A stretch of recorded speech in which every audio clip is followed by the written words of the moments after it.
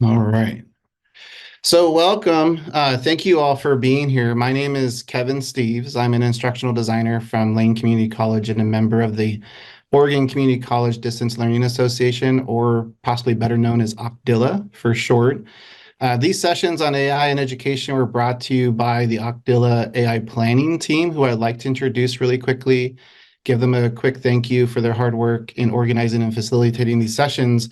And so if this team, if when I mention your name, if you could just unmute real quick and say hi so everyone knows who you are, that would appreciate that.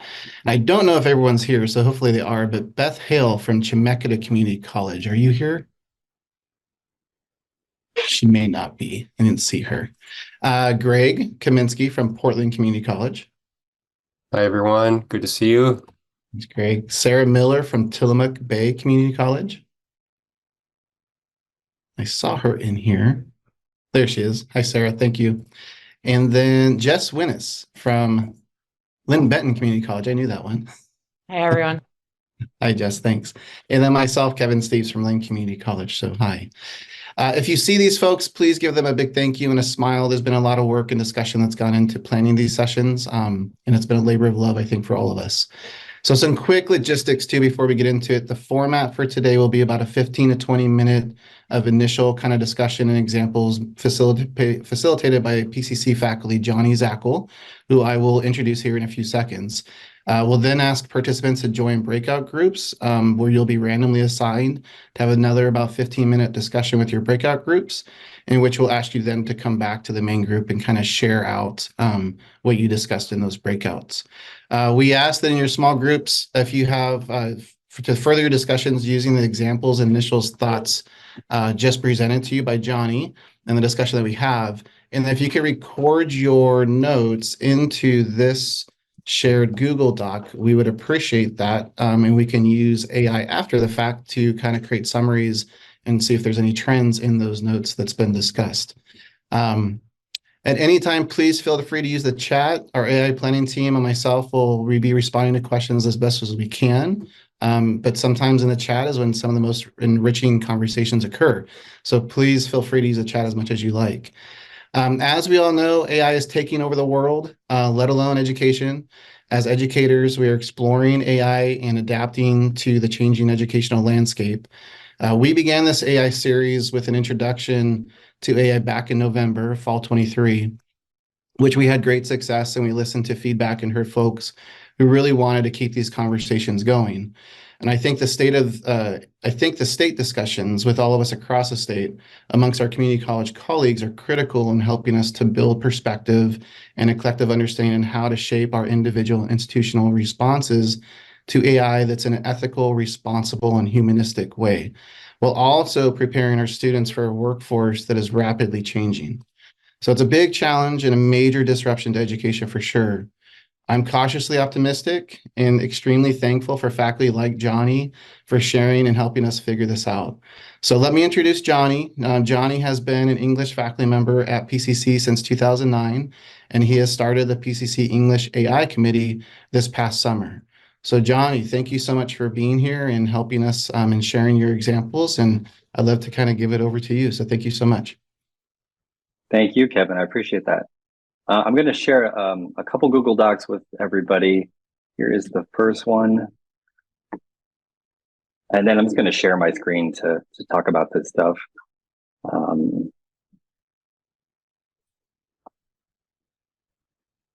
right. So ostensibly today is about syllabus statements, and I'm going to give you guys way too many examples of them. And the hope is that you find one that you like and that you can tweak and make it your own. But I kind of need to sell everybody on just including a syllabus statement in the first place. And I want to cover these reasons why you definitely need an AI syllabus statement. The first reason is just that this is kind of silly, but by having a syllabus statement about AI, it proves to your students that you've at least heard of AI.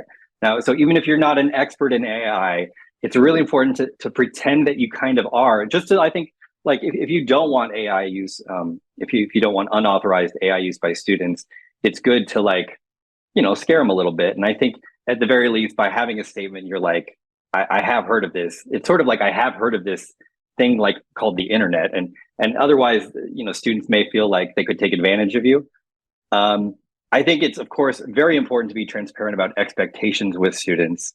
For those people who do not want AI used by students, it might make somebody think twice about cheating, quote, cheating with it, if you frame it as such. If in your syllabus you say this is basically cheating for any sort of assignment, I think that definitely will discourage some people for using it. Now, for those of you who will allow some generative AI, I think students need to know exactly what kind of assignments you would like them to use AI for and which ones you would not like them to use AI for. So, for example, would it be okay for students to use AI for idea generation or for grammar checks?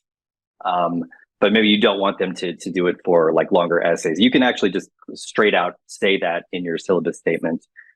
This reason is a whole can of worms that will vary wildly depending on your college. But if you don't want students to use generative AI, having a statement that says no generative AI is permitted, it kind of covers your butt a little bit, in the sense that if you ever need to challenge a student on using unauthorized AI, at least you can point to the syllabus as your sort of like legal document that might cover your ass a little bit.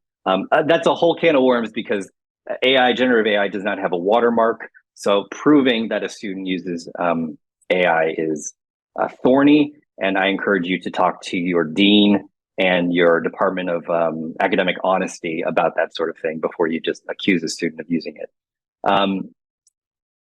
And then probably the most important reason why you need a syllabus statement is that teachers, even in the same discipline, have very different views of AI. So some teachers in your department will not want students to use AI. Others will be using it in lesson plans. And I think your students need to know that you have a specific viewpoint of it and use case, and that you can explain that to students. I also want to say, just to those people, I've actually heard this from some fellow instructors, that there are some people who don't want to mention AI in the syllabus because you're afraid that you're basically telling students that it exists. That you're afraid that if you mention it, you're basically saying, don't do this cheating thing that's really easy to do. And then, that basically gives them the light bulb of, oh, I can cheat in this class. I think you should know, first of all, that your students have already heard of generative AI. They're probably more fluent in it than many of us are. And I also think that the benefits of having a statement just greatly outweigh that small risk. So I definitely encourage everybody to include a statement for those reasons. On this document, I also have just some general questions that, like, I just encourage everyone think about when it comes to your own teaching. About like before, because I think even the statement might be almost like premature, because you have to decide for yourself, should I include AI in my classroom? And if so, how do I use it? And I think these questions are really good to sort of ask yourself. I'm not going to cover them right now. We can go over them later if you want. But generally speaking, I think it's important to sort of think about, like, how do my learning outcomes, how are they met with AI or not met with AI? And for instance, how can I evaluate student work that uses AI? So anyway, so those questions, I'll just, you guys can check them out later. I do want to now share the actual link to the syllabus statements themselves. Okay, so feel free to use this link. And by the way, these are all up for grabs. If you guys want to use them, please do. That is what they are there for. I'm going to. Okay, so this Google document takes you to a huge list of AI syllabus statements that are in different categories. The first category is, I don't want students using AI in my classroom. And then we have options A, B, C, D, E, and G. And then the next category is, in my classroom, some AI is okay. So you're allowing students to use it for specific examples, but you don't want them to use it for other assignments. And then there's multiple examples. And then this last category is, I encourage my students to use AI. And then you basically still have a statement that says these generative AI tools are tools and can benefit your student work. And if you don't like any of these examples, which is very likely, because we all have our own preferences and peccadillos, there is a link at the very end of this document to another Google Doc.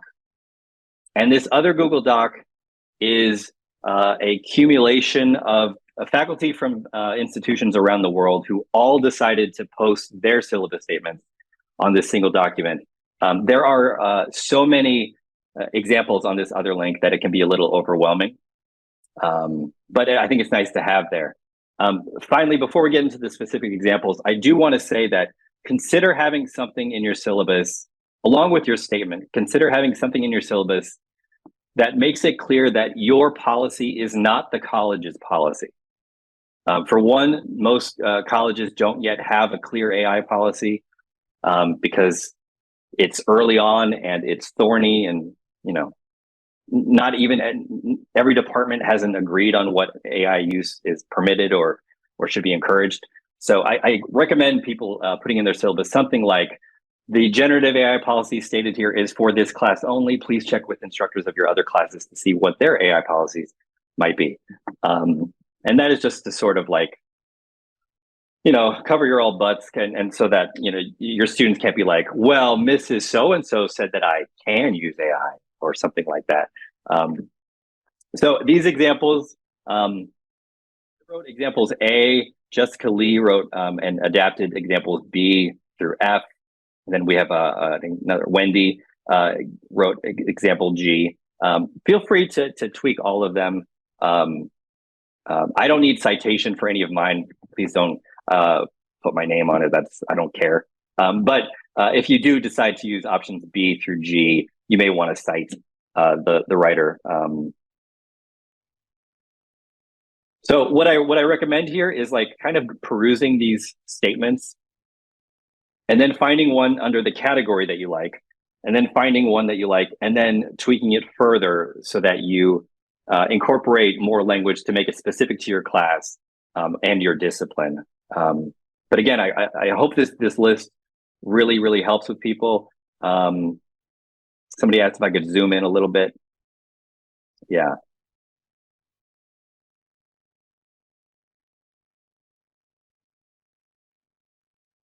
So for example, here's an example of some AI is okay in my class.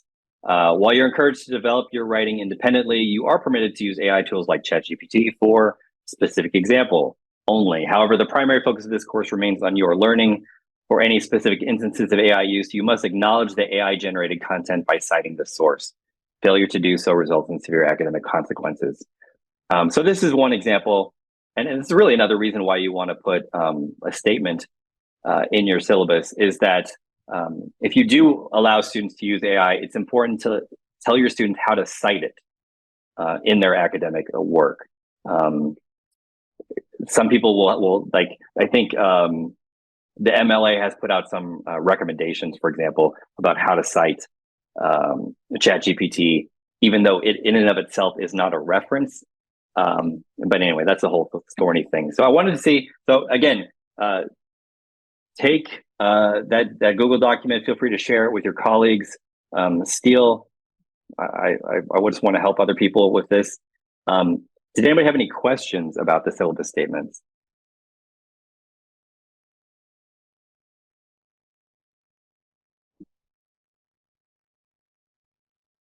I feel like I'm not on the screen. Oh, you're. I have a quick question, Johnny, if it's okay. I'm wondering, as you have conversations with your students, I'm really interested in hearing what are their responses. Do you find that a lot of your students are using AI and they're open with you, talking with you about that? Or are they reluctant and kind of like, oh, no, I don't use AI, but I have a friend who does, type of thing? Or just really interested to see what your student responses were around that. Yeah, I think my case might be unique in the sense that, like, I teach like creative writing, and so it's definitely seen as more of a negative thing in my discipline. Whereas I feel like if I taught a different class, perhaps it would be the student response would be a little different. So I have students who overwhelmingly, my students have all heard of it. they acknowledge that they've tried it before and they've used it, but it requires its own conversation the first day, especially for a class like creative writing, because I'm trying to sell them that their voice matters, and that while this is a useful tool, it may not be. It might be helpful for shortcuts, but it's not helpful for achieving individual works of fiction, I think.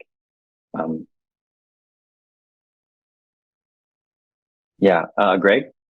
Yeah, Johnny, thanks for this. I wonder if you could share one of the ones in the third category that are encouraging the use of AI, and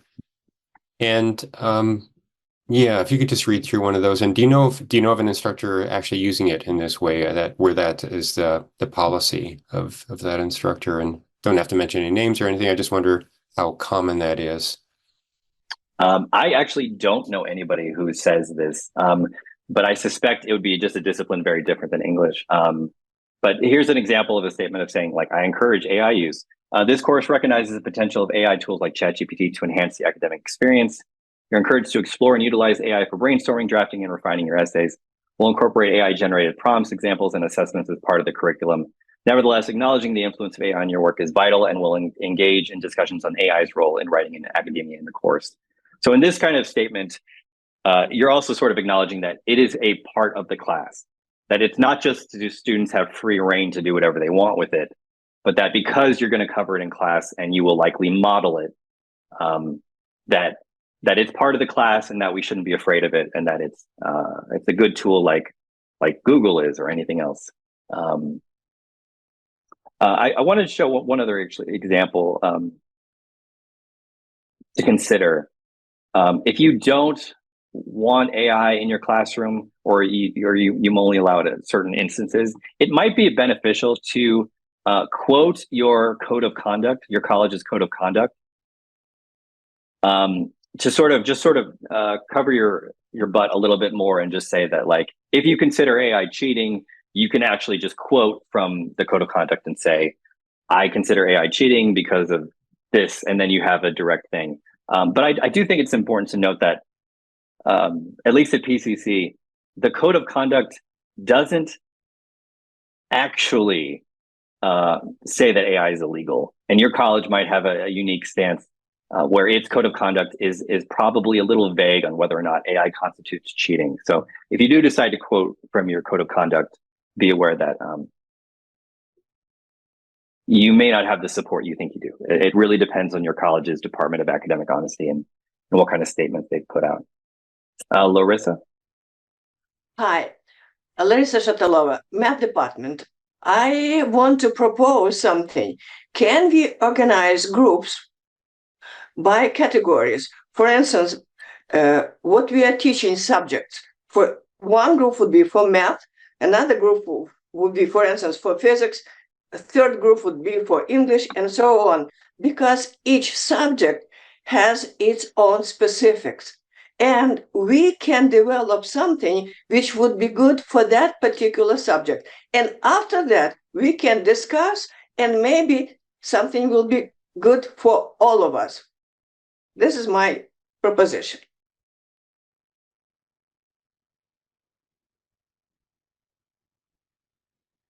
That's a great idea. I don't know how we're breaking up into groups, or if that's possible for today at least. But at the very least, I encourage you guys to take these statements back to your departments and talk to your colleagues to see if you guys want to come up with your own discipline-specific statement. But that's a great idea, Larissa. Or that this way or that way.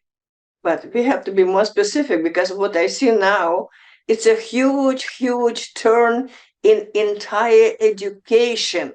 It's not that just in syllabus, it's a huge, huge turn. This is why we have to rethink one more time, piece by piece, what to do and how to deal with.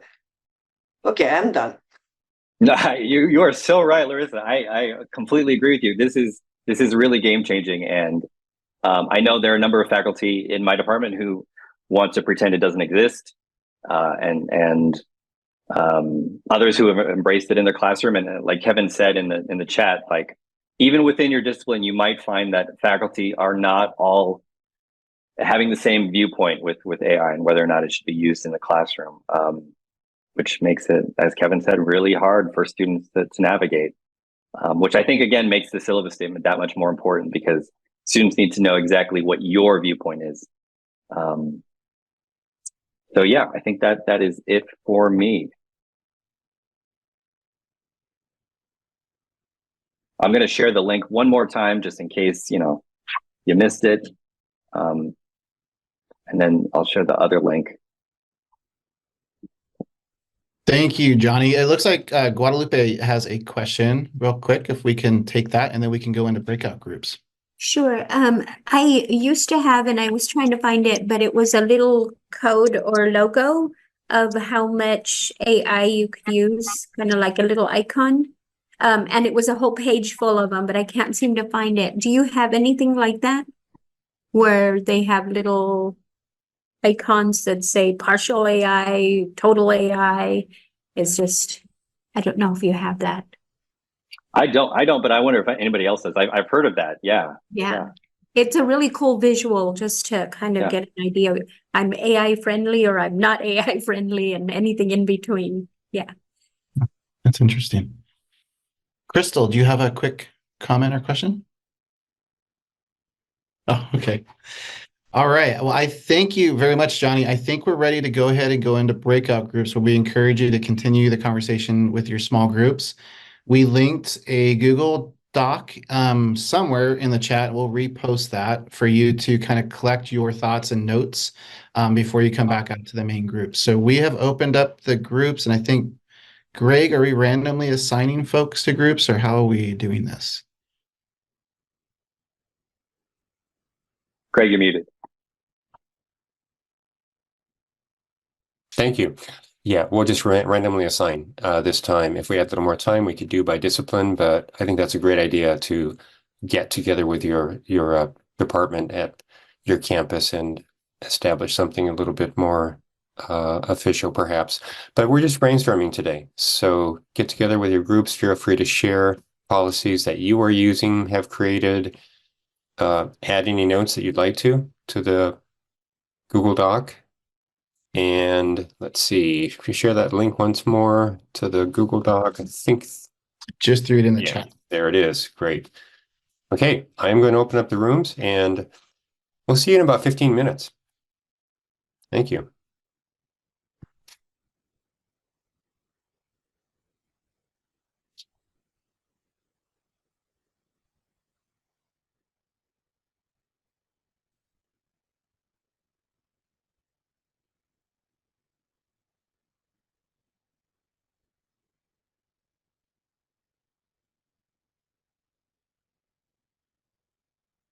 George and Brian, did you get a breakout group invitation? George, you're muted. I'm with Kevin, Greg, Brian, and Sarah, and Greg. Kevin, yeah, Kevin, Greg. So I've got four other people. Hey, Greg, it's been ages since I've seen you. Hey, George. Yeah. We are in a breakout room. Actually. Oh, we are? Oh, I did not realize. Apparently. Oh, wait. No, we're not. George, it says unassigned. Oh. Yeah, I'm trying to figure this out just to make sure here. Excellent. Let's see, George. I'm going to move you, George, to room number 1 because it just has a couple of people. But it is good to see you, and yeah, we'll check in with you here. Yeah. Okay. Take care. All right. I think Brian may have stepped away for a minute. That was good. Go in the breakout room. Okay. Yeah, I got it. I think what I would like to do this time around, last time we didn't, but I would like to kind of jump around to breakout rooms and just kind of hear. Yeah, it's a good idea. Let's see. And Brian, so let's see. Brian, I think Brian may have stepped away for a second. So. Oh, okay. He should be in which room here? Let me find Brian's name. Because I wonder if I can just move him manually. He's in breakout 7. Oh, 7. Okay, yes, right. Accept the right. Just not joined yet. Okay, yeah, you're right. Has to accept that. Okay. I'm gonna jump around and just let me find one viewer maybe. Sounds good. I'll join this one.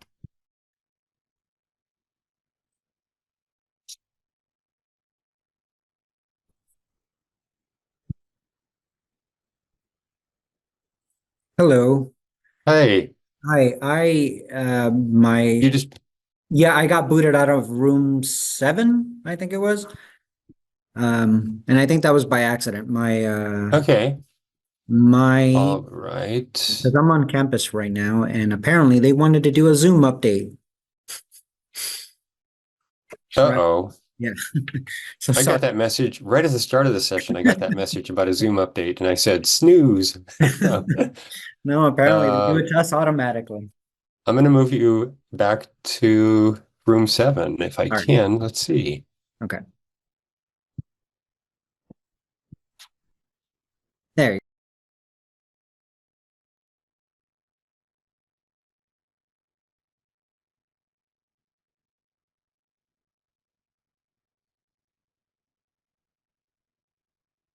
So Greg, I'm not clear. This is one of my Zoom shortcomings. How do you close like the room, but say 60-second countdown or something? Oh, when you close it, it's going to say that automatically, I Oh, well, believe, okay. if that's how you have it set up. Yeah, so I think yeah, it's been 15 minutes, right? I saw your yeah, you can go ahead and click on close all rooms, and then I believe they'll have 60 seconds. Oh yeah, there says 6 seconds. Okay, perfect. Thanks. Good discussion. Yeah. Yeah, I was happy to Went get well. into a group and actually have a discussion too. That was nice. Mm-hmm.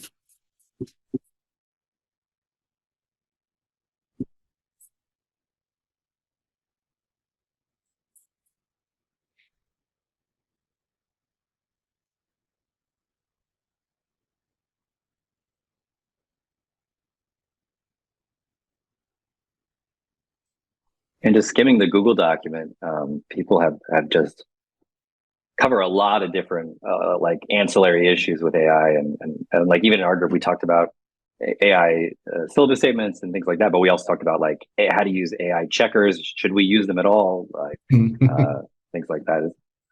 It's such a we're all hungry to talk about this, Kevin. So I'm so glad you guys are doing Oh this. yeah. Yeah. I've been doing workshops and stuff as part of my job for years now, right? And nothing has got people in the seats as much as AI. This is a very hot topic. I was going to ask sarcastically, do AI detectors work? They do not work. Absolutely 100% don't work. So thank you all. It looks like everyone, I think, is back from the rooms, so we can continue our conversation as a main group now. Hopefully, I was able to join a group and we had a really great discussion. I'm hoping that all of your groups had, it looks like from the Google Doc, there's some really great, broad, big discussions happening on in the small groups. So we wanted to kind of give the next 10 to 15 minutes or so before we wrap up, some space for anyone that from the groups that wanted to speak up and kind of discuss what your group talked about. So if you are willing, please feel free to raise your hand and we can go in a orderly fashion if you are willing. Thanks, Chris, for starting us off. Go ahead. Oh, you unmute the thanks. Yeah, actually, my question does not pertain to this session. I missed the session the other day on the 22nd, using AI with students or something like that. Yeah. Is there a recording of that I can have access to? I think the one you're talking about is the next session. We won't have that one until February. The one on the 22nd. Yeah. The one on the 22nd. Yeah, February. I think it's February 22nd. We did have a discussion in November that was just kind of like an introduction to AI. Okay. And I was going to mention that towards the end. So thanks for you to bring that up. We have today's session that's being recorded. We'll make sure that recording's available. February, we have another session on using AI with your students. We will record that session as well. I'll make sure that's available. And then March, we have one that's going to be geared more around assessment. Okay, great. Yeah. Thank you. I'm wondering, would anybody like to share what their small groups had discussed? Larissa, thank you. Okay, it looks like what we discuss and what we see as for now. This is what I have to emphasize, as for now. All materials on AI and other tools, they are tools, and we have to use them as a user. In classroom, we have to work like as a developer. So this is the difference between developer and user. In classroom, we provide how to develop something, and we will use tools, different tools, as a user. So push this, do this, and so on. This way, slowly we will move to the main idea, what we are going to provide in our classes, logical development on subject. And tools would be just a time saver and helper time to time. This is our understanding as for now. That's it. Thanks, Larissa.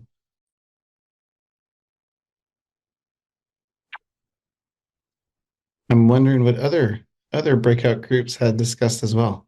I know one question that came up in our group was, the AI is forcing us to ask the question, what is the value of education?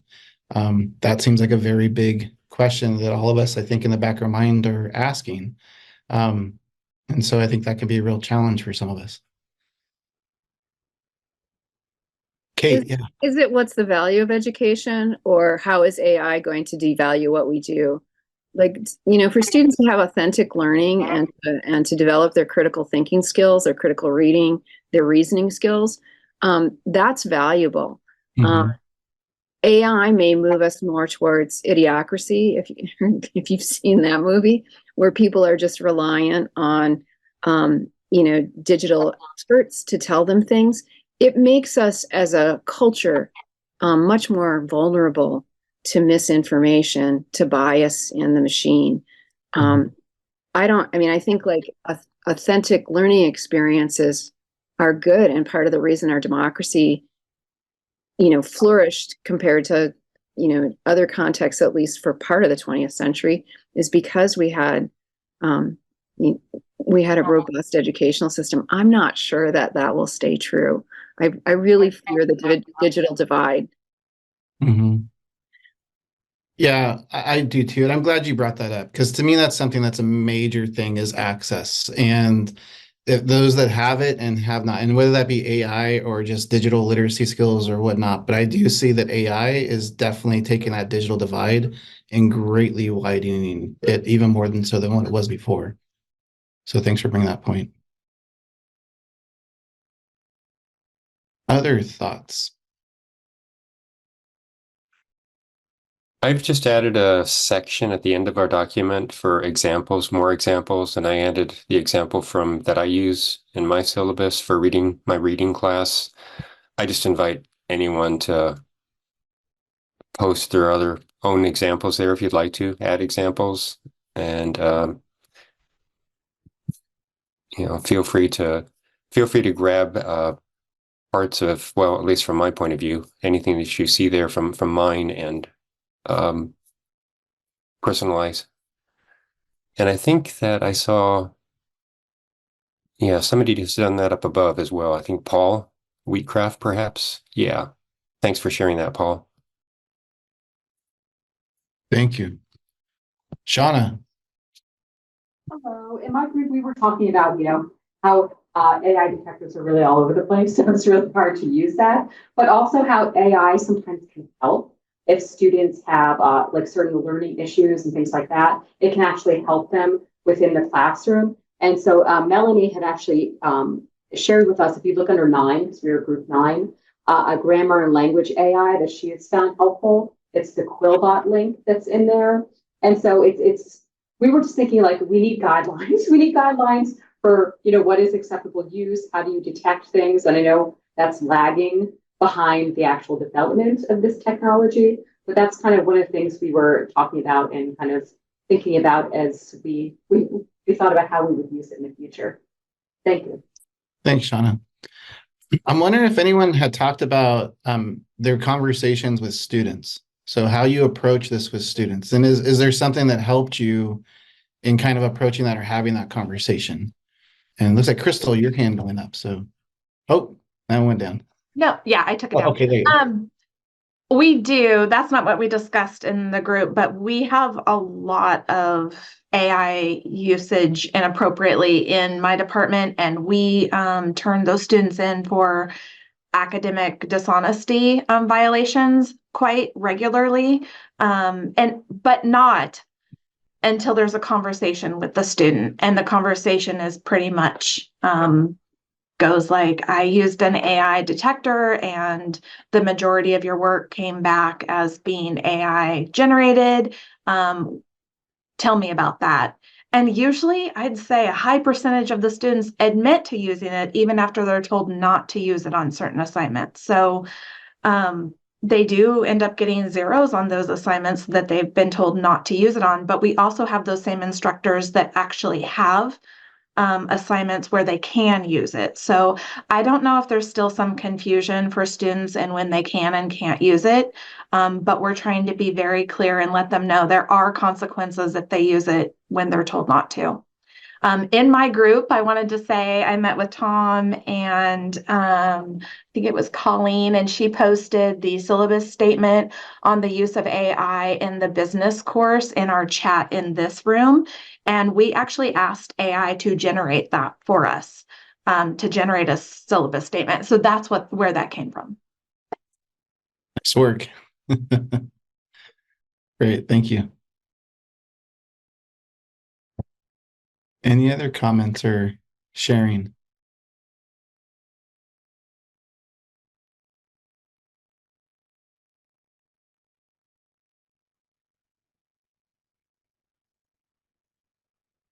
All right, that was 8 seconds. So that's the official wait time in Zoom. Thank you all so much for being here. I think this was a great conversation. We have a little bit, as kind of like logistically, we can share some links in that for the resources that we have, where we'll make sure to post the recording of this session. There's the November's recording. And then we also want to remind you that, and we just talked about it, but February 22nd at noon, using AI with your students, explore innovative ways to leverage AI technology for enhanced learning experiences. Jess Winnis from Lynn Benton and Paul Montone from PCC will be helping to facilitate that discussion for us. And then in March, assessment in the area of AI, potentially Bloom's Revisited. Revisit Bloom's taxonomy for assessment through a generative AI lens. I will be helping to facilitate that discussion, but I'm also interested in seeing if that could be more of a panel type sharing, because I would love to have multiple faculty kind of have just a discussion about their assessment strategies.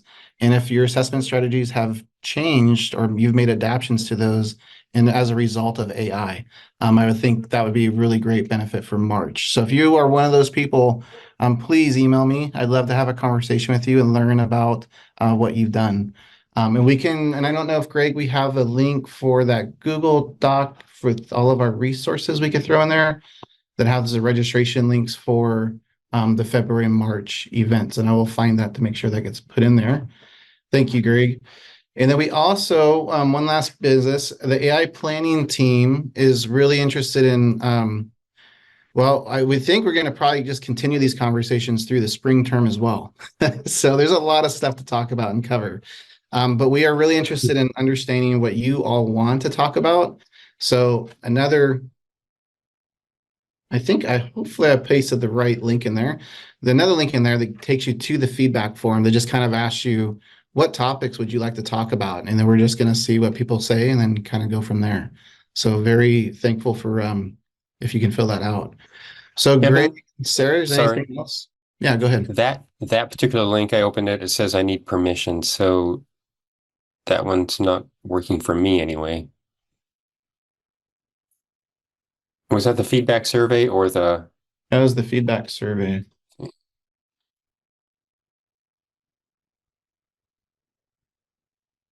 Is that link opening for others?